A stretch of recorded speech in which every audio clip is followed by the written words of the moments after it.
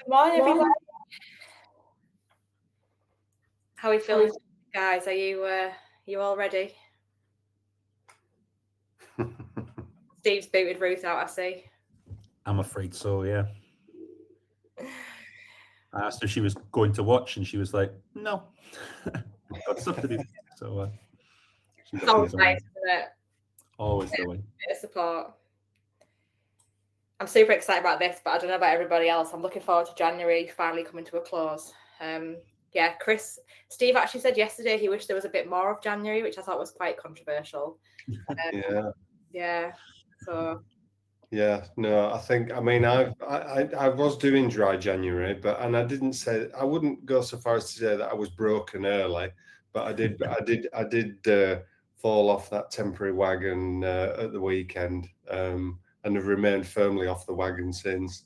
So yeah, That's the best place to be, definitely. Why you'd want to make January more miserable.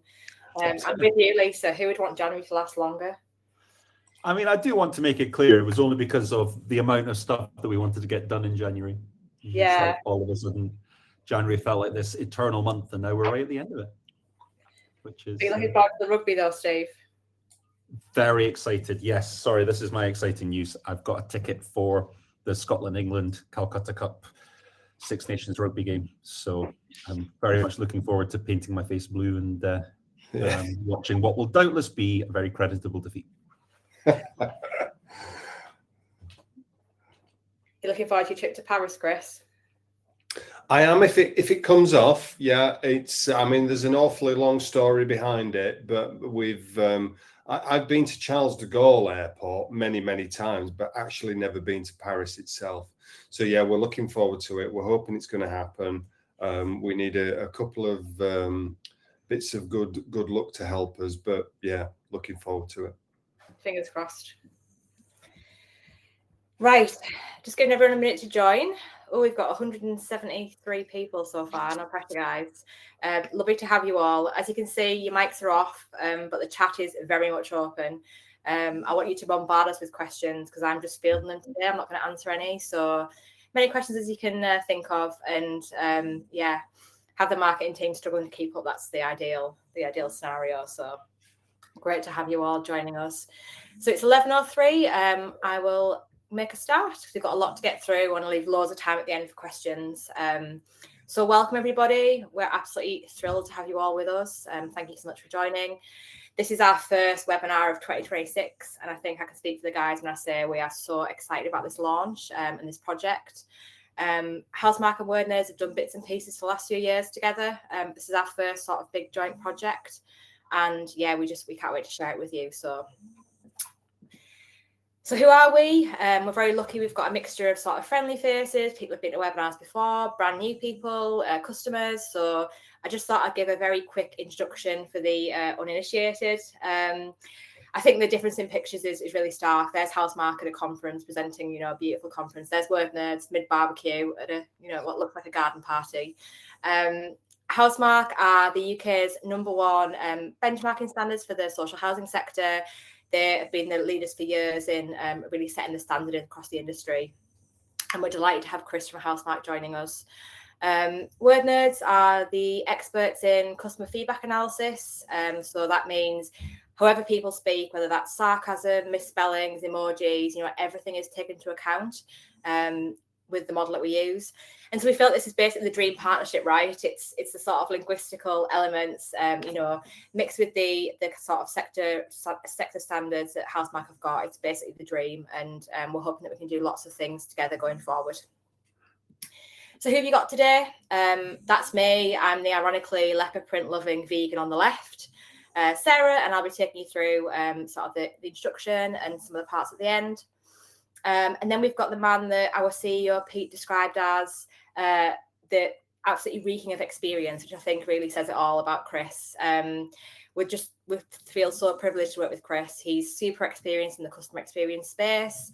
And I think one of the things that I love about his approach is he's very much about the doing. He's not just about sort of reporting the numbers and then, a laptop down. He's very much about the insights, the actions, and moving things forward, which I absolutely love. And then we've got Steve. Steve actually doesn't need any introduction. You've probably seen him already on TV. He made his debut on BBC's Only Connect, which I know, Steve, you're so embarrassed about. Not really. He loves to talk about it. It's everything. You talk about it all the time, don't you? His superpower is really just finding connections between utterly random topics. So on Only Connect, that meant sort of 17th century poets and types of pasta. We've all seen the connecting wall. It's just, yeah, it's the absolute stuff of nightmares for me. But yeah, he's absolutely amazing, and he's the backbone of everything that happens at Wordnerds. He's the head of the Insight and Innovation team, so he worked directly on this report with his team, and so we thought, who better to bring along to the webinar on it. So delighted to have you with us, Steve. Now, just a few bits of housekeeping before we get going. So yeah, great question, Shannon. This is being recorded and everything will be shared with you after the call. So don't worry about sort of making notes, or if you want to just, run off and have a wee, make another coffee, like no pressure. It's all recorded.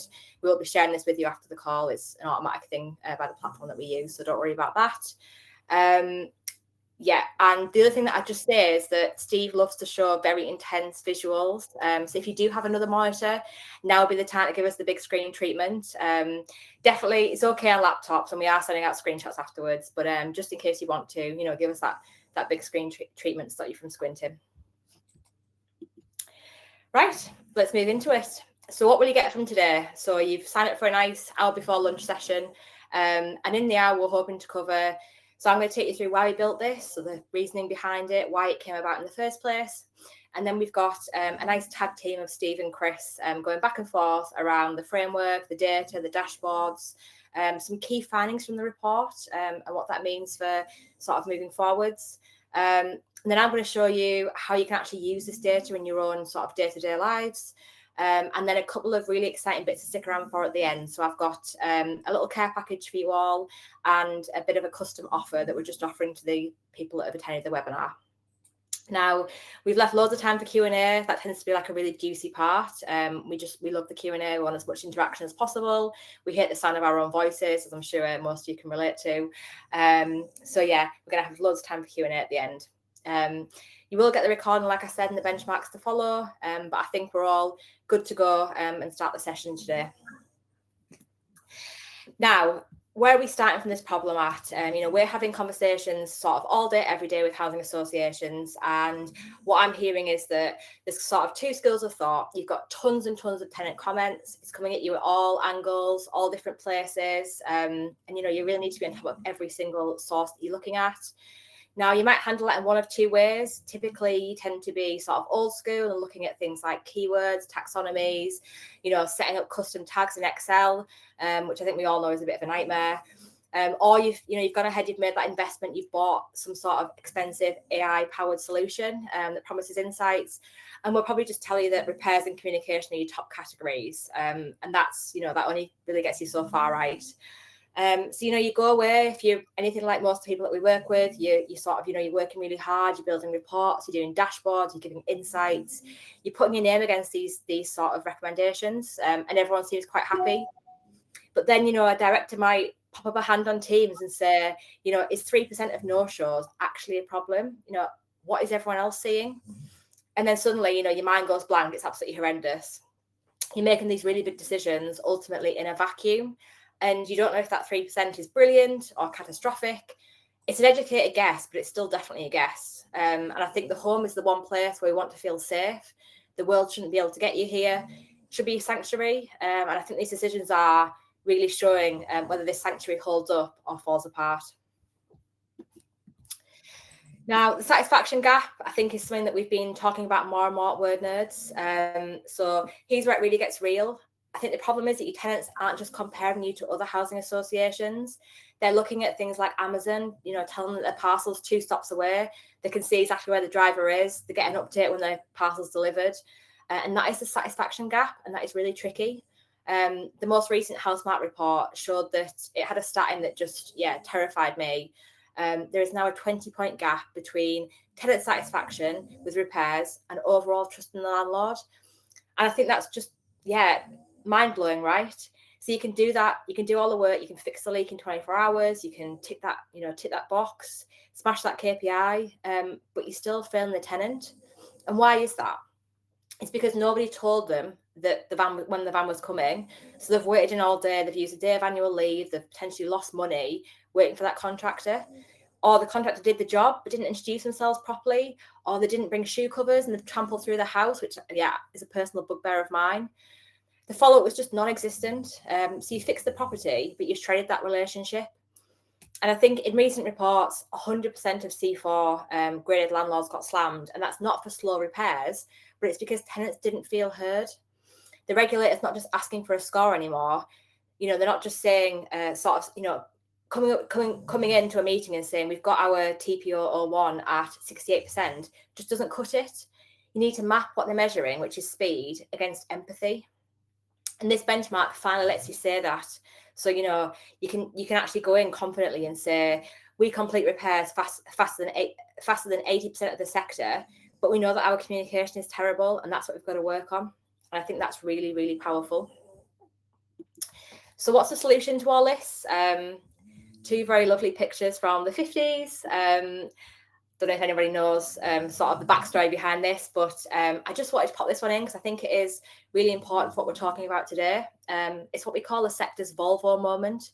So in 1959, Volvo invented that 3-point seatbelt that you're seeing there, that you probably now use every single day, every time you get in the car. They could have just kept that patent and absolutely obliterated the competition, but they didn't. They open sourced it. They gave it to every car manufacturer on earth, because they decided that saving lives is more important than sort of making money and taking that market share. Today, we're going to show the work from 18 housing associations who've done just that. They've put their hand up, you know, they've raised their neck above the parapet, and they've shared 135,000 tenant comments, because for them, improving outcomes for the people that matter is more important than hoarding data. So for the first time, you can actually see where you sit. There's no guessing, it's just knowing. And I hope that sort of gives you a background on how we've come at this project and where we're going to go with it. So over to the smart guy. Over to you, Steve. You need to take yourself off mute, Steve, or it's going to be a very quiet start. That was, I mean, to be introduced as the smart guy and then fumble about with my my mute button. That was classic Steve there, I think. Thank you so much, Sarah, and thank you all so much for being here.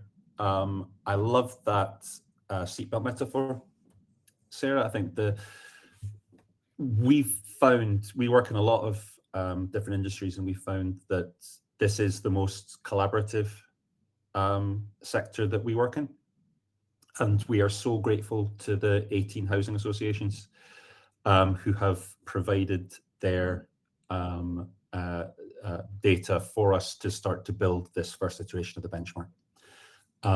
We have obviously made the decision not to name them.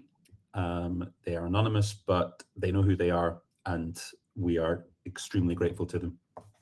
That group of 18 housing associations gave us their comments from their TSM survey, which gave us about 135,000 or just over 135,000 real comments from real customers that they presented in their TSM survey. We got a little bit of metadata to attach to that, excuse me, so that things like the TSM score, so we could analyze the factors that were involved in that. We also took a little bit of information, for example, about the size of the housing association, so that we could show different issues that affect different housing association sizes, ranging from small, which we did in terms of number of homes. So under 5,000 homes would be small, all the way up to, I think, extra large was over 25,000. I think it's really important just to reiterate that at no point is any remotely identifying or identifiable information either of individual tenants or of the housing association in general going to be published, going to be made clear. Nobody gets to see the individual comments. Nobody gets to, excuse me, see what the actual housing associations are. So we take very seriously the responsibility that they've given us, and we're also extremely grateful. Those 135,000 TSM survey comments were then passed into the Wordnerds platform, and we started the process of categorizing that data into key issues with customer experience that are likely to come up in the TSM data. And I think we found that so we put them into their individual TSM categories. So mirroring the questions that are asked during TSM. We categorized them in terms of the HHSRS hazards, the 26 different hazards that several of which are now you're required to categorize and uncover in your data, and the others will obviously be coming soon in the next couple of years. So we categorized the data into each of them as well. We looked at vulnerabilities, range of customers ranging from disability through to economic vulnerability and so on and so forth. And then fixtures and fittings, basically anything that could potentially go wrong or need to be repaired in a home. And that process of categorizing that data based not on the actual words that people use that they could use in any kind of context in any kind of way, but what the AI allows us to do is to base it on what they meant. So we can take this really, really nebulous, colloquial, confusing data set of real people communicating, express themselves in any way they choose, and turn it into a benchmark, turn it into something that we can measure, we can track over time, we can understand. We passed that data into Power BI, and we gathered key KPIs that we thought were particularly important to allow housing associations to understand where they are relatively in comparison to this benchmark group. So we looked at proportion of volume that each issue was talked about, so the amount of the data that mentions an issue. We looked at the sentiment. So again, we used an AI to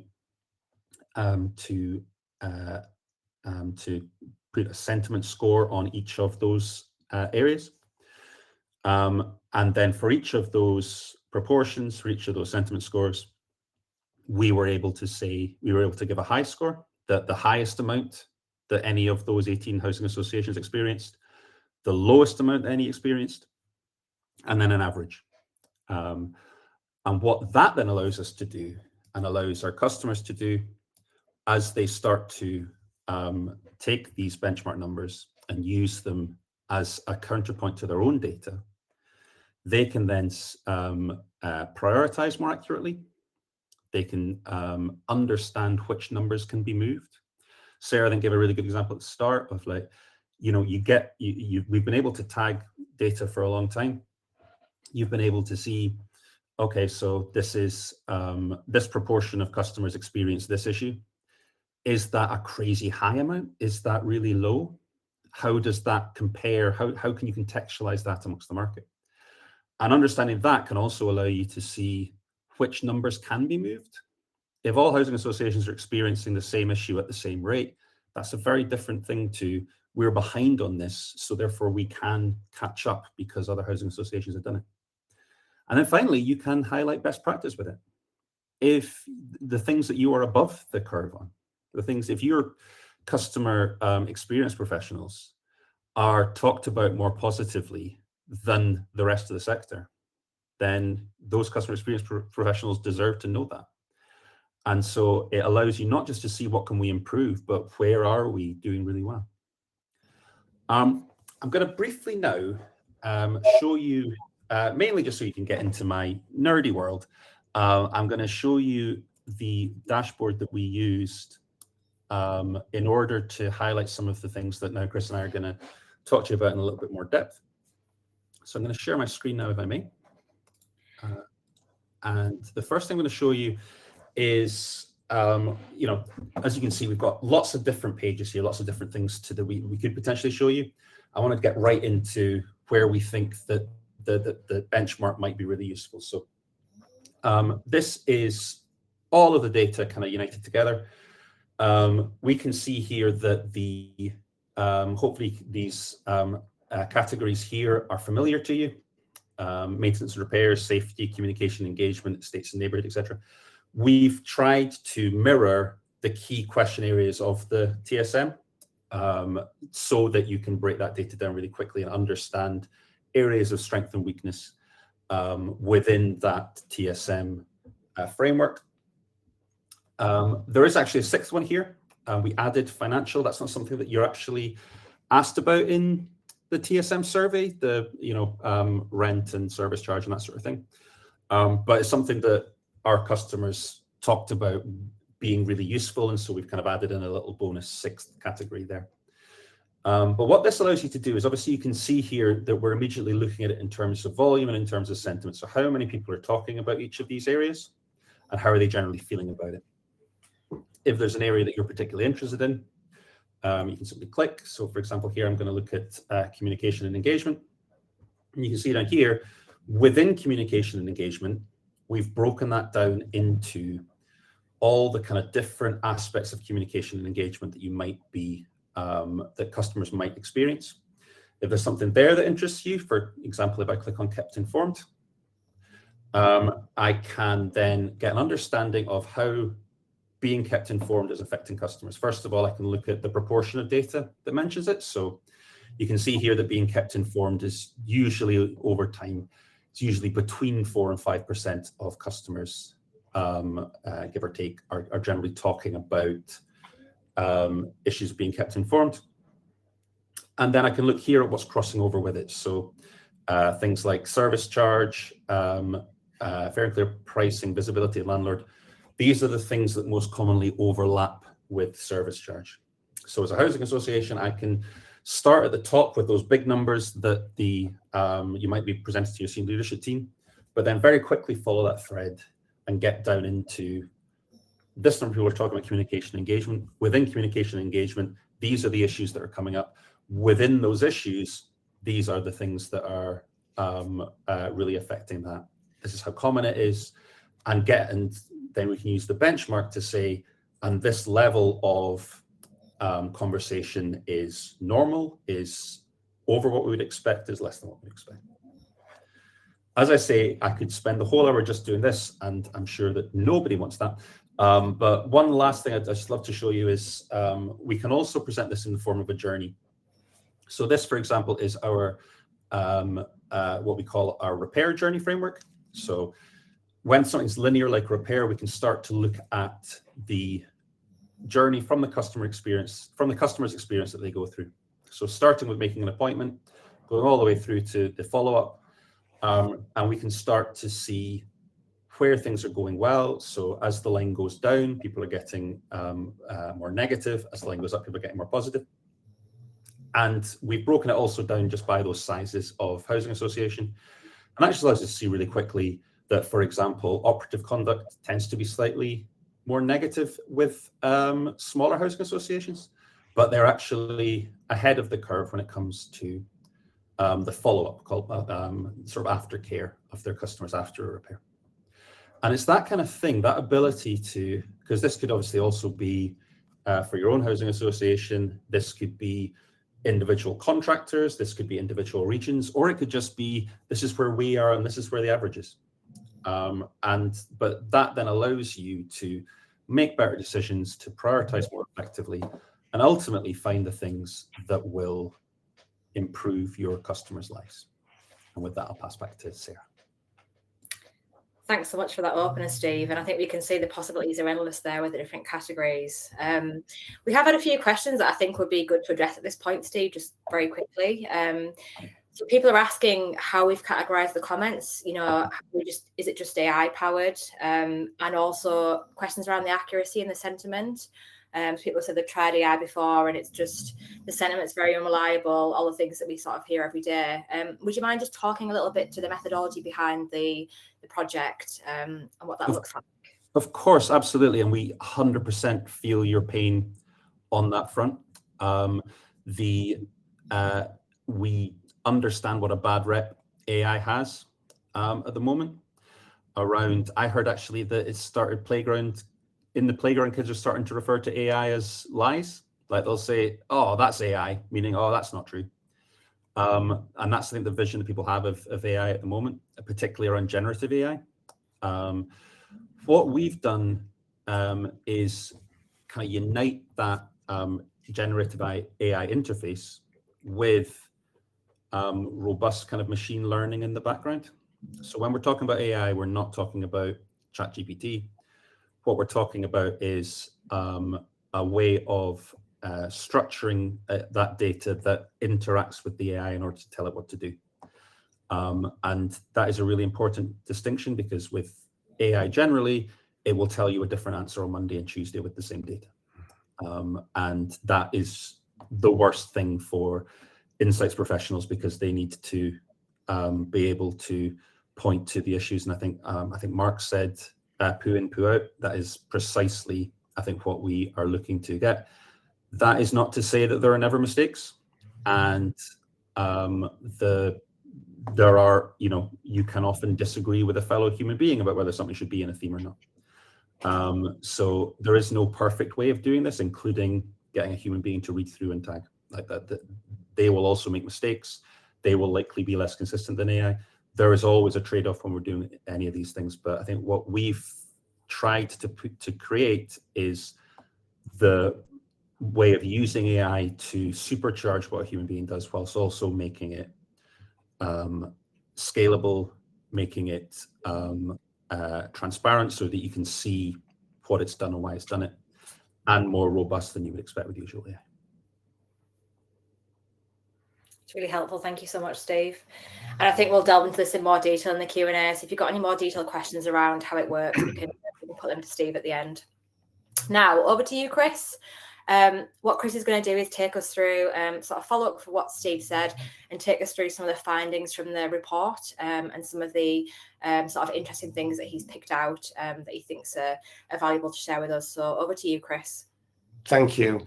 And good morning, everybody. I'm sort of delighted to have been invited to join this, and delighted to have collaborated with Wordnerds on this report. Just to introduce me, I head up the customer experience consultancy pillar at Housemark.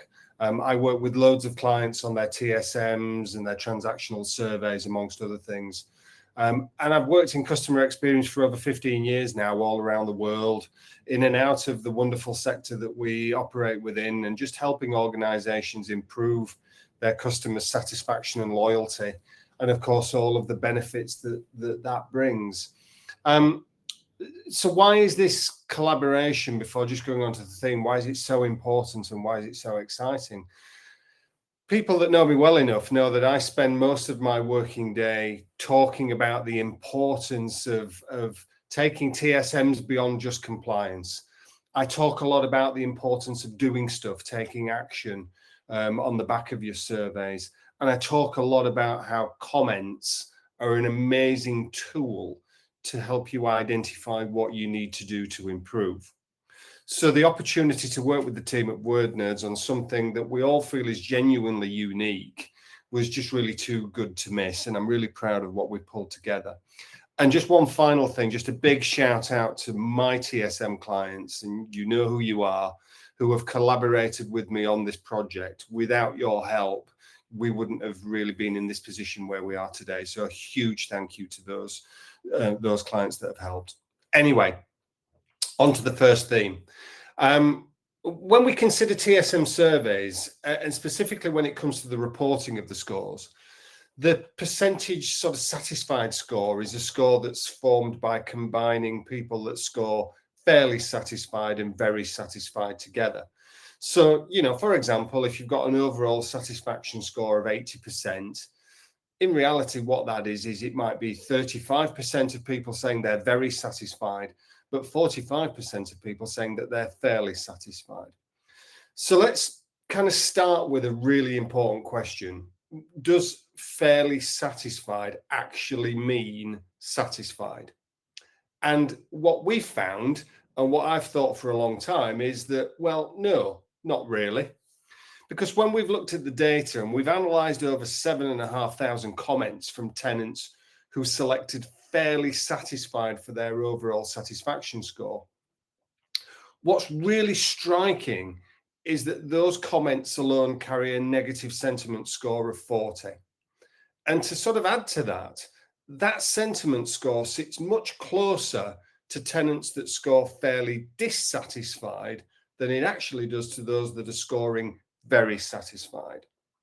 Now, as we've already said, the methodology groups these two together. But the reality is that emotionally speaking, these groups behave very, very differently.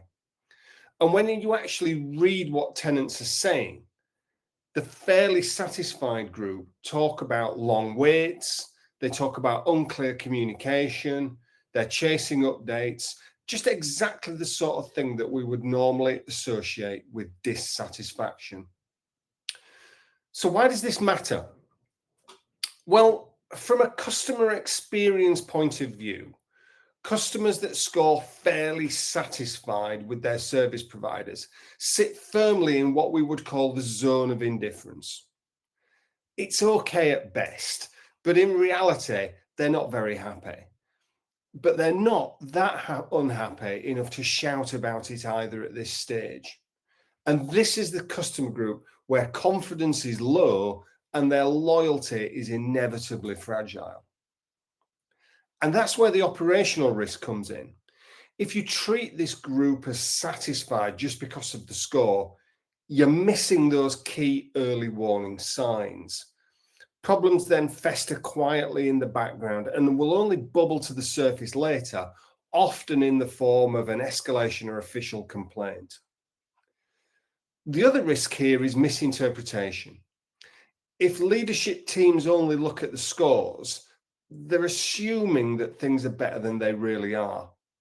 And what happens there is where there's a risk of us allocating resources to the wrong issues. And we miss precious opportunities to relieve those pressure points that tenants are repeatedly trying to tell us about. So where does the opportunity lie? Well, the good news is that I actually think this group is one of your biggest opportunities. Because what they're giving you is not a vague dissatisfaction. They're giving you the root cause of it. And their comments are telling you exactly what needs to be fixed in order for them to move from being fairly to very satisfied. So rather than treating them as a win, treat fairly satisfied as an early warning. Look at the comments, look at the sentiment, and use it to identify those friction points that they're telling you about. My experience tells me that when housing providers do this really well, they often find that actually relatively small, targeted improvements, particularly around the areas of communication and responsiveness, that can convert this group pretty quickly. And that's where you're going to see the real uplift in your TSM scores and genuine improvements in the overall tenant experience. So in short, let's kind of banish that view that fairly satisfied doesn't mean satisfied. What it actually means is that we're nearly there, but we're not quite.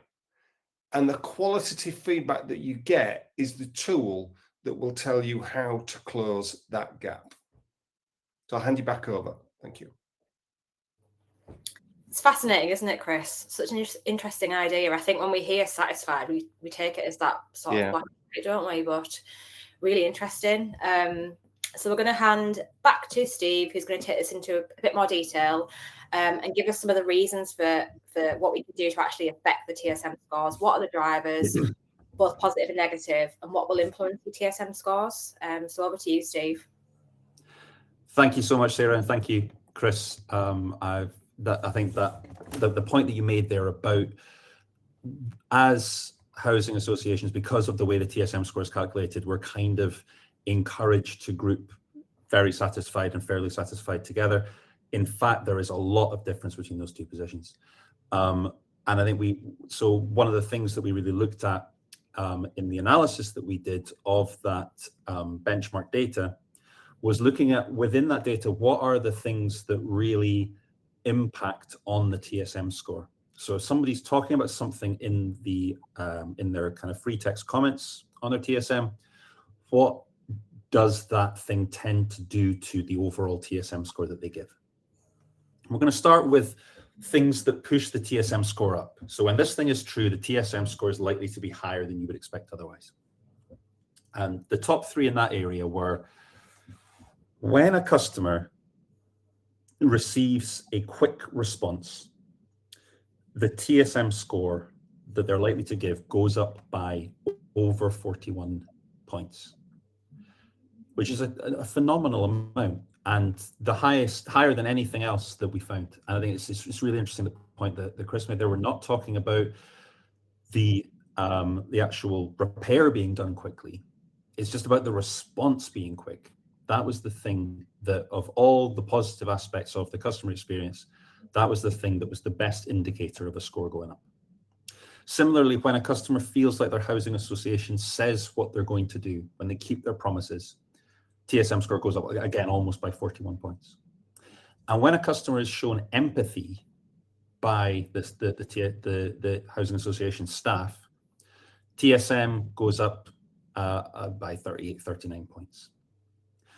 They're the top three things of all the 272 different aspects of the experience. Those are the three things that are most likely to impact TSM score in a positive way. And I think what's interesting about them is the thing that unites them all together is they are all communication things. Even the doing what they say they're going to do, it's not just about doing stuff well, it's about doing the stuff that you said you were going to do. And I think that's a really pertinent issue, because to Chris's point, these are not the big kind of structural, practical, massive investment issues. These are the things that are, more changeable by housing associations, and they're also the things that are most likely to impact the things that are really like to stick in a customer's head when they come to filling out their survey. Conversely, if we look at the things that are likely to drive the score down, it's a slightly more nuanced picture. And actually, the thing that was the most likely to push the TSM score down was security. If a customer is worried about their security, if they are not feeling secure in their home, their TSM score goes down by about 37 points. When a customer feels like their housing association has caused or exacerbated a health issue, that was the second biggest issue there, the TSM score, again, it goes down by about 31 points. I think there's two things there. Firstly, the entirely understandable that a customer would feel if they felt like their housing association caused a health issue, but that actually pushed the TSM score down less than when they feared for their security. I think that was a really pertinent thing. And again, going back to what we saw in the positives, when a customer feels ignored or not listened to, the TSM score would generally go down by 26, 27 points. And hopefully you can see what we're doing here is we are finding the issues that not just customers are talking about, that not even necessarily that they're just talking about negatively, but what are the things that are actually impacting on and influencing the ultimate score that they give in their overall question one. These are the things that matter the most to us in their TSM score. And with that, you can then go back to that prioritization, that finding areas where you can improve. And then when you unite that with what happens overall in this area, so what are the elements that most housing associations are finding affect their TSM score, and how are ours different, that then allows you to make the best possible decisions when it comes to improving that customer experience. And with that, I'll pass back to Sarah. Wow, thanks, Steve. I think what strikes me about this is it's all about trust, right? Isn't it? It's like we've all got interactions in our day-to-day lives. I've just had one with my bank. And it's about sending a message, even if there's no update, or just doing what you say you're going to do. I think that's what people want. They need the updates. And I think that's fascinating that, even the speed of response does increase the score that much. One of the HAs that I work with recently implemented a campaign to make sure they were shouting about things that you'd suggested, but then they didn't do anything about. So they'd go back to them, sort of a different to you say, you said we did. It's like, you said we didn't, and this is why, and give some reasons, why they didn't do that. What was the thinking behind it? And I think even that tends to sort of increase trust and the feeling of trust in that relationship, and again, increase the sort of perception of the landlord. It's more of an equal partnership rather than that traditional sort of paternalistic view. So really interesting. And I think, yeah, there's lots to think about there, isn't there? And we could definitely break it down into sort of more subcategories as well, and look at things like security. Yeah, great, thank you. And then we're going to hand back to Chris. Chris is going to take us through one of our favourite frameworks here at Wordnerds, which is the effort framework, and some of the things that you can do, with taking that idea of communication forward. What does communication look like? How can you break it down in more detail? And what are the key drivers to improve the overall customer experience? So back to you, Chris. Thanks, Sarah. Yeah, I mean, this one's a big one for me, and I make no apologies for consistently banging on about it over the past 15 years that I've been involved in customer experience. And for me, it's absolutely central to understanding the tenant experience.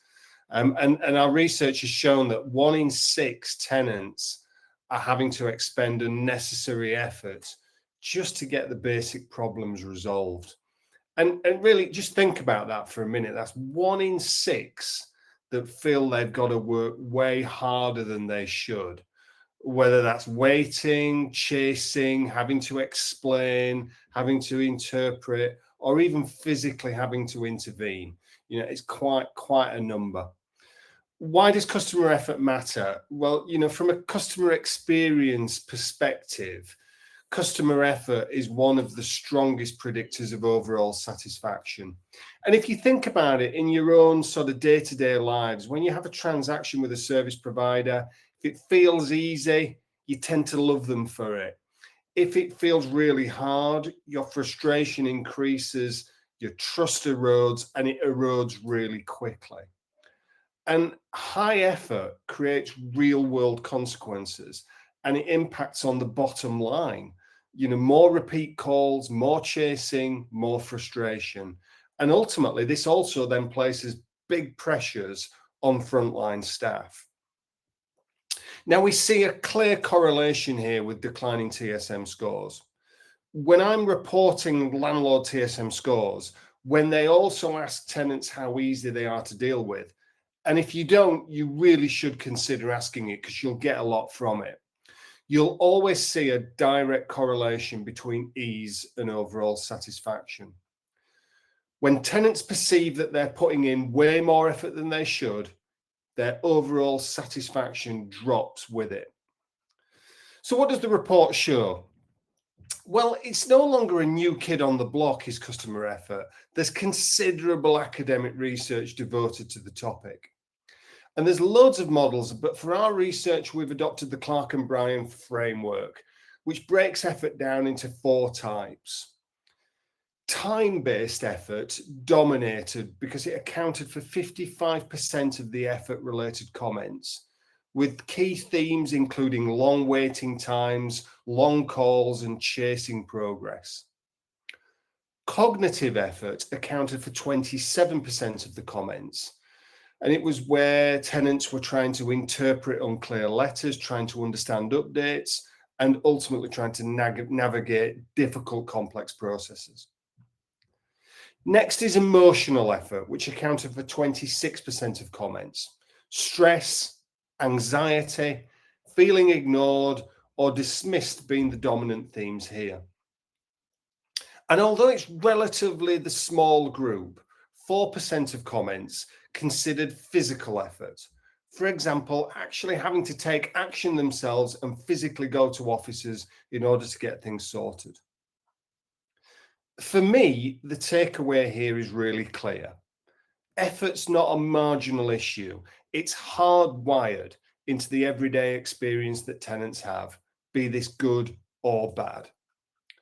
So where does the opportunity lie? Well, all's not lost here. The good news again is that effort is also one of the fastest things you can improve. And it gets better because for me, not only can you improve it quickly, but it also doesn't require a big budget. What it requires is better clarity, better communication, and ultimately more consistency. For example, reducing waiting times and chasing through proactive updates can halve the effort score for many tenants. Improving the clarity of letters or texts removes that cognitive effort immediately. Supporting vulnerable tenants reduces emotional and physical effort, which we know has a really big impact on trust. And by tracking effort themes and not just effort scores, you can see exactly where the friction's occurring in the journey, and you can redesign your services accordingly. Look at it this way.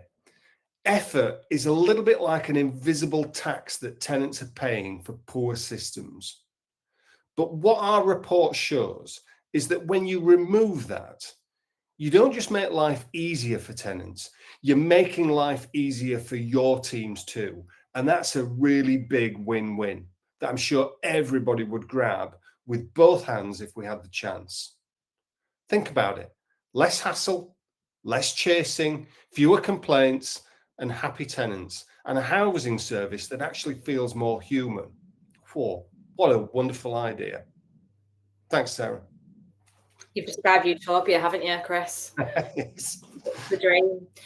Tell us a little bit more, just very quickly, about the categories then, and the interaction between the categories. How much sort of overlap do you see in your day-to-day dealings with HAs on things like time and cognitive load, stress? I imagine that particularly for vulnerable people, that's a real pull. Yeah, I mean, you know, there's an argument that says that they're not separate. You know, they very definitely do, you know, all sort of intertwine. You know, time-based effort and emotional effort are very, very closely aligned. You know, if you're having to sort of wait on the phone for a long time, you can feel the emotional sort of stress, you know, and anxiety that you feel, you know, particularly if it's something that's serious that you want to get resolved. So yeah, they're definitely not sort of standalone. You know, they're very much weaved within, you know, the overall concept of effort. I think it's a really good model, you know, but I think, you know, they're clear sort of pillars there, but they're very much, you know, combined together. It's really fascinating. Now that you've got this idea, that was absolutely brilliant. Thank you so much, Steve and Chris. I hope you found that really valuable. Now you've got the idea of why the benchmarking is so important, how you can compare yourself. Why is this so important, and what can you do sort of today to make sure that you're on the path to improving your TSM scores?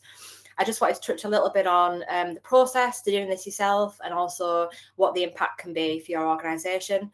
So the first thing that you have to do is you have to sort of sort by volume percentage and then sentiment for comparisons, and have that categorisation in place. And then once you've got that, you then can do sort of three main things. I think it unlocks sort of three main pots of information. So the first thing that you can do is you can prioritise much better. And what does this mean? Like, I think, you know, at Wordnerds, we've been doing these reports for a long time. We've been categorising for absolutely years, haven't we, Steve? But I think a lot of the time we'd show the report and we'd give examples of what we think will improve things, but people didn't really know what to prioritise, what they can actually do, what they can do today. So I think knowing that you've got a benchmark there, you've got a particular problem with this issue, allows you to prioritise in a much cleverer, much more strategic way. The second thing that it helps you to do is see where you're doing well. I think highlighting best practice in your organisation is crucial. And the flip side of that is obviously seeing the areas that you can improve in. And then the third thing, which again I think is crucial and just speaks back to, you know, getting a generic report with this is what your issues are. You don't really know what you can move and what you can't move. You don't really have that plan there in place for, you know, what can you actually make a change with and what can't you? Because some things are just, you know, are just immovable, like things like geography, property types, sometimes you can't really do anything about. And I think it's knowing what you can influence. So I think, as Samantha said in the chat, communication is a really good one to work on, which has a really strong impact on the perception of the landlord. So knowing that really helps you to move forward and to improve that customer experience. So hopefully that's given you a few things to think about as you sort of move into your day. Now, what will you receive? So we're giving away a little care package for everybody on the call. I think that we're going to make this a whole series because we've got so much sort of to share and to cover. We've got quite a lot of sort of interesting findings, commentary. I think Chris and Steve will agree they've barely sort of scratched the surface on this kind of stuff and what they can be doing with it. They've given you a few sort of examples of things that you could look at, but obviously anything they've shown, you can do more of a deep dive on. You can see in lots of different ways. So we're going to kick this off with a care package. So tomorrow you're going to receive visualizations from the original report. So visualizations comparing with an executive summary with all of the benchmarks in, so you can see straight away, how do you sit against the housing associations. So hopefully you'll find that helpful, and obviously the recording and lots of resources as we go forward. Now, next steps, maybe you're looking at this, you're thinking, this looks brilliant, like I'd love to do this. Can I get my data in here? We are offering for the first time ever, and Steve is the person who's doing all these reports, so we've begrudgingly, pushed him into it, twisted his arm. But we have said that we'll give sort of anybody who wants it their own custom report. So we've got a link there. I am asking you, if you see this and you think you're interested, click on the link, register your interest. That's all we ask. Just put your details in. We can have a quick chat. As you can see, we're quite a friendly bunch, so it's very much no pressure. And what we're hoping to do with this piece of work is have as many housing associations opt in as possible. So what we're running is cohort 1, which runs to the end of March, which is obviously this year of the TSMs. And then we're going to launch year 2 at the start of April. If you do register your interest and, you decide this is for me, I want to see, what my weaknesses are, how I'm sitting in the industry, you can get a full custom report just to you. So you get a full dashboard like the ones that Steve's shown. You get a report, written and overseen by the man himself. You get a workshop that we run where we bring in people from your organisation, talk through some of the findings, some of the learnings. Steve even does a quiz now, which has been very popular. So yeah, just putting that out there. And that usually costs, so that's the usual price of that is £5,775. We've decided to do a launch price. We know that £5,000 or below is fairly easy to kind of get through procurement. So we've gone for £4,900 for this special report as a launch offer. We are super, super keen to expand this pot to make it as valuable as possible, to improve the averages, improve the region breakdowns, that kind of thing. So we'd love for you to, put your hand up, say that you're interested in joining and then getting your own custom report. And as Steve said, this benchmarking data is completely anonymized, so it's not identifiable by either organisation or by any individual. So yeah, don't worry about that. And just remember that 18 other housing associations just like you have already charted these waters, so to speak. They've been there, they've done this, they've got the same budget, resource constrictions as you've got. They've got the same InfoSec teams asking the same questions. Like, we are very used to handling this, so please don't be put off. It's not a kind of a brand new project. We have got other people that have done it already, 18 other people. So if you're interested, then let me know. Click the button and go onto the form, put your details in. Do that by the end of February, because like I say, we're hoping to close the sort of cohort 1 for the end of March and get those reports sort of to you. So do let me know if you're interested in that. That will be the sort of next step with this that we'd ask you to do. Question time, my favourite part, especially because I get to feel all the questions to you too. That is my absolute favourite question time. We've left, well, how long have we left? 7 minutes. We might run over, guys, but like you say, if you've got a hard stop at 12, then we have got a recording. But yeah, I had a big breakfast, so I can just keep going and going. So yeah. So let me have a look down at the questions. So this is a really chunky, meaty one. I think this is a great one for Chris, actually. Let me pop this on the screen. Can you see that okay, Chris? Yep. So it's around how other people are asking qualitative questions as part of the TSM questionnaires and best practice around that. I think a lot of people sort of shy away from asking too many questions because they don't want loads of text. So what's the sort of best practice that Housemark's seen for this? And what's your kind of what's the compromise between putting too much in and not getting enough? No, it's a really good question, and I think in a perfect world, we'd love to flood questionnaires with more questions, more qualitative questions, but we're competing for time when we're doing these surveys now. Increasingly, sort of difficult competition, so we've got to be efficient with our questionnaires. I think for me, and again, anyone who knows me well enough knows that I talk a lot about the importance of, if nothing else, asking on the TPO1 overall satisfaction question, why did you give that score? And I think that will give you a tremendous amount of information in itself. I like asking other questions. So, I unashamedly am an advocate of ease. I think that, that's, I would always, try and consider including that. And I think also, a qualitative probe. Now, the probe on this one I always like doing it slightly differently. If you want to understand how you can become easier, well, ask that as a direct question. So instead of it being, why did you give that score? Well, how can we become easier? It's a more positive, it's more kind of cooperative style question. So overall, SAT's really good. I think, ease as a quant and qual, I would definitely recommend.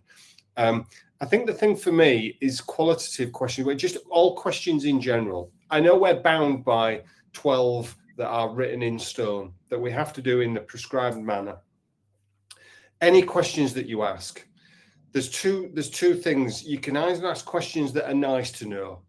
Nice to know will give you insight, but they ultimately don't, they potentially don't really deliver any actionability. Any questions that you ask, ensure that they are need to knows, things that you are potentially going to do with, and that subtle distinction I think is really important. But really good question, but I think, overall SAT, I think, why did you give that score? If you're wanting to see, learn how to improve, ask the question itself, how can we improve? I think that's a good way to look at it. Great answer, thank you. If I could just really quickly add there, Sarah, I think Debbie has written something really interesting in the chat during the effort portion of the conversation that Chris put, which I think is pertinent here as well. Debbie wrote, your effort should always be more than the customer. Essentially, the customer should only have to raise an issue and receive the result. The rest is up to us. Yeah. And I think that's true of the questionnaire portion as well. And I think that's what technology allows you to do. In the past, the only way of getting a computer to understand a human was to quantify it, to say hundreds and hundreds and hundreds of quant questions, pick from a drop down, choose 1 to 5 kind of thing. We're now at the point where we can say to customers, express yourself however you want, and it's up to the computer to understand you rather than you to make yourself understandable to the computer.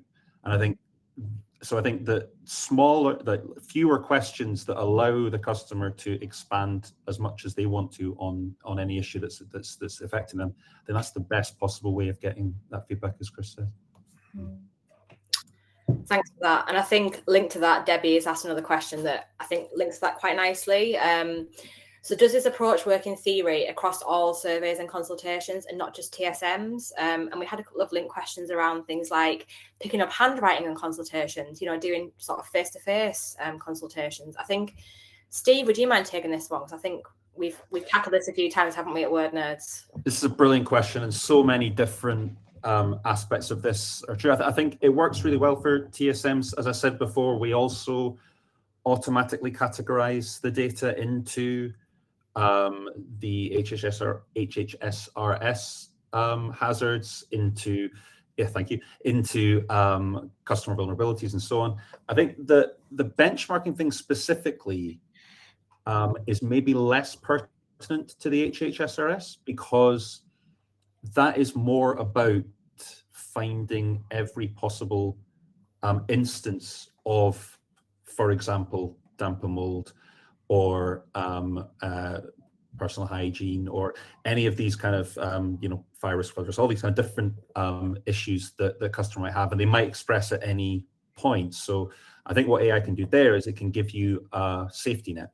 So if a customer experience professional happens to miss somebody talking about an HHSRS hazard, it can be a second kind of wall of defense, because obviously as soon as you receive it, the clock's already started. So the quicker you can get that, the better.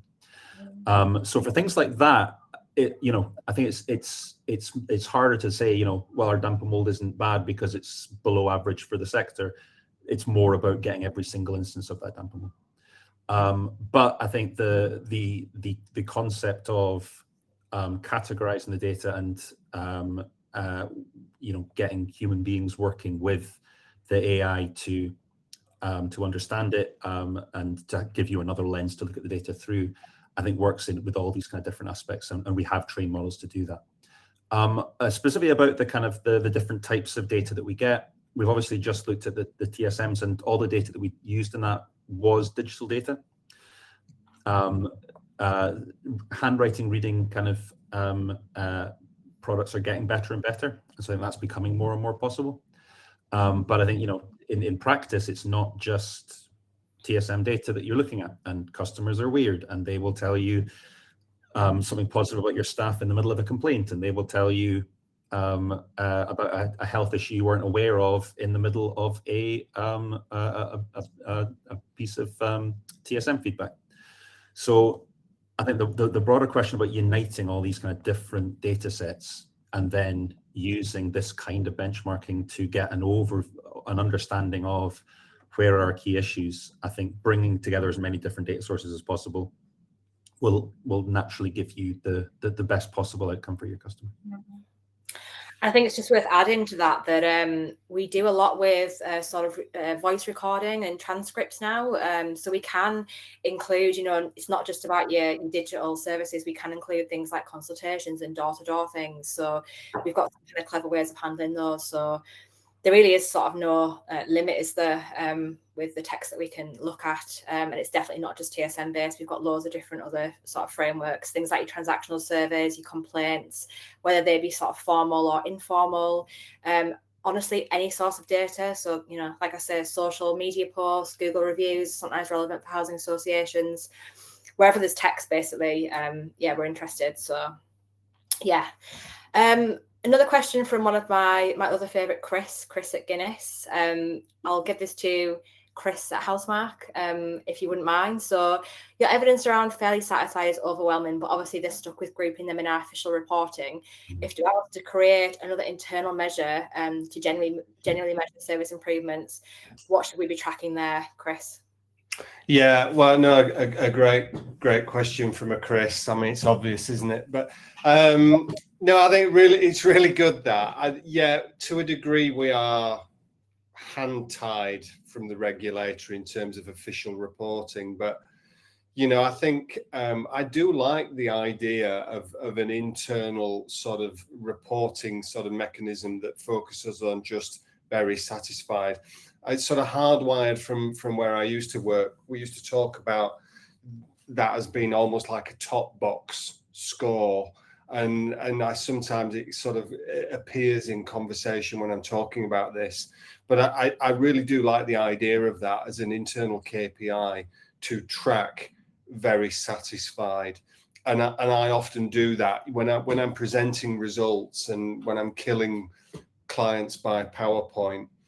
One of the things we do focus on is the change in the proportions of people that have scored very satisfied, and indeed all of the scores. So I think it's a really good idea to track very satisfied internally. Yeah, sadly we're hand-tied at this moment in time by the regulator on official reporting, but I think it's a really good call. 100%. Appreciate that we're over time, guys. I'm just going to run through a couple more questions, and then we've committed to sort of answering as many questions as we can in the care package as well, so you won't be missed out. Just another one for you, I think, Steve. Can themes be broken down to a more causal reason? So it's kind of that, you know, the golden thread through the data that I know you love to talk about.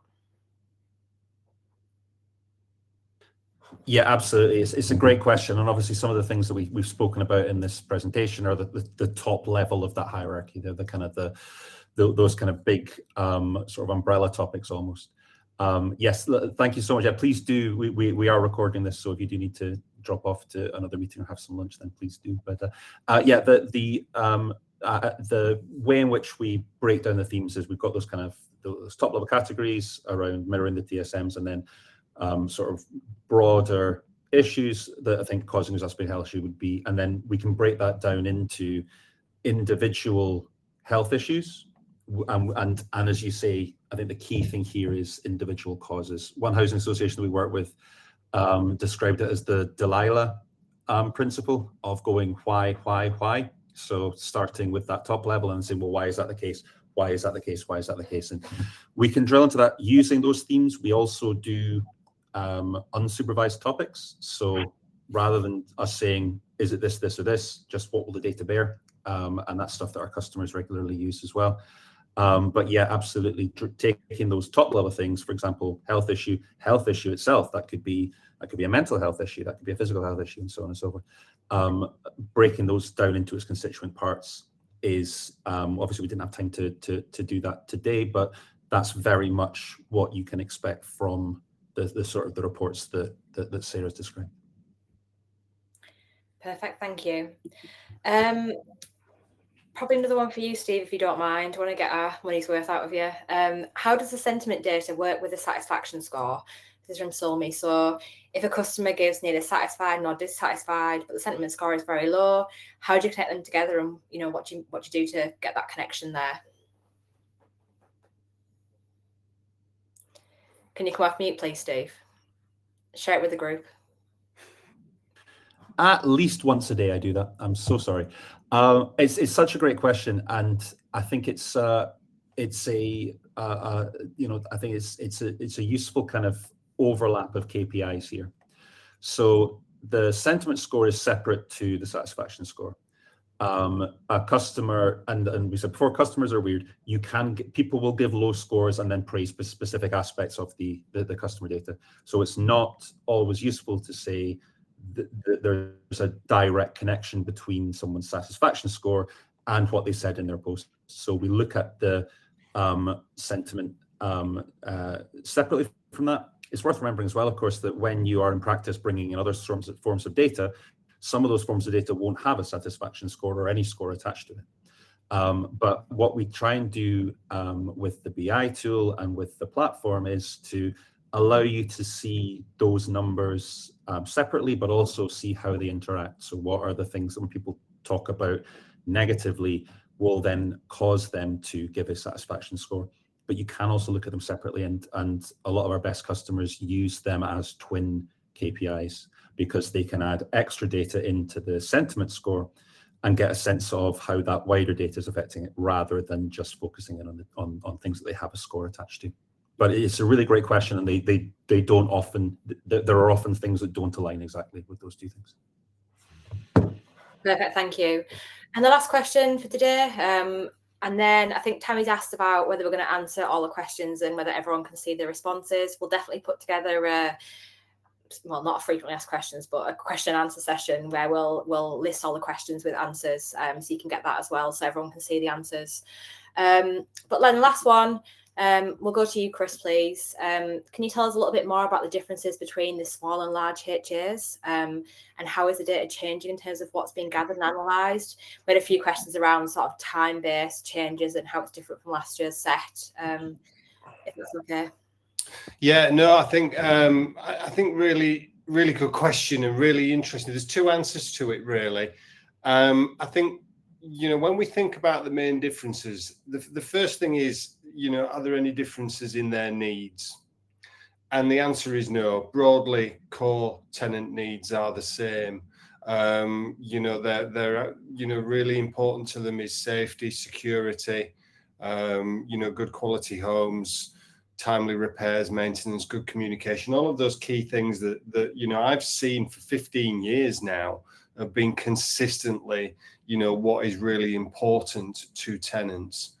But the experience can differ on size, based on those needs. What you tend to find is that smaller sort of providers and landlords, they often offer more personalised services.